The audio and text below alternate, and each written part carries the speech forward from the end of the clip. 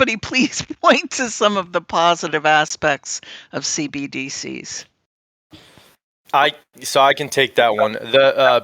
So when as market participants or anyone that's just an observer and a speculator, when you see these central bankers and they have meetings every so and so, their data is late. They get data so slow, and most of the data is already outdated by the time they're telling you.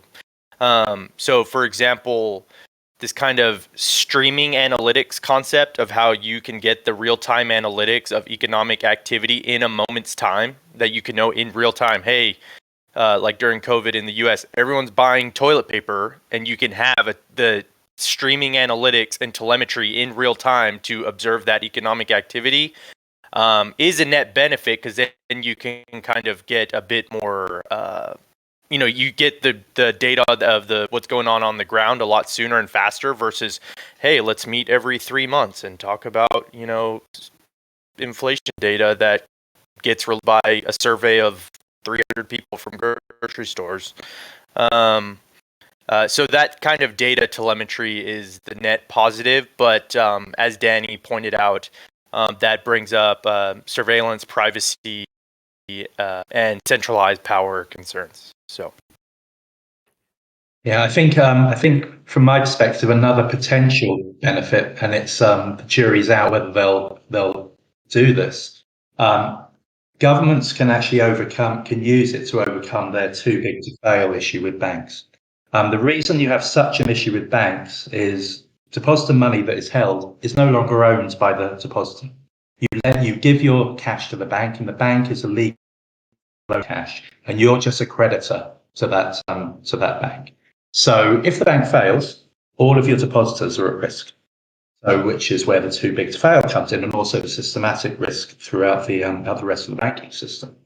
If they actually allow these digital tokens to be owned by the holder, so yes, they may have to be in a bank account, but just like treasury bills, I am the legal owner of those tokens. The bank can't lend them, it can't use them for speculation. They are simply a custodian of my assets.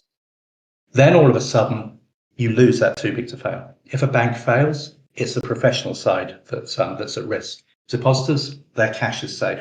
So there's huge benefits for governments to get rid of that too big to fail issue. Downside, obviously, is what do banks do? Where do they get capital to lend? So it will change the banking system dramatically if they do that. And the question is whether governments will actually bite the bullet and grasp that potential benefit.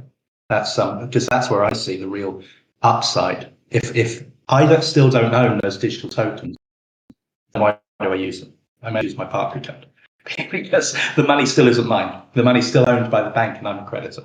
The only value to me as an end user and my company is if I can put those tokens into a wallet, albeit a regulated wallet by a bank, and it's legally my asset that can't be lent out without my permission. And that's the extra benefit that you can have CFI that allow me to lend across a wide range of borrowers, and the bank simply becomes an intermediary.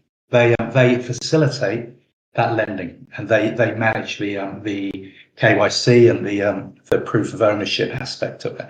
And instead of giving me nothing for my money, lending it out and taking all of the term. So I think it really does give the potential for to combine what's in the DeFi space and changing what happens in the centralized finance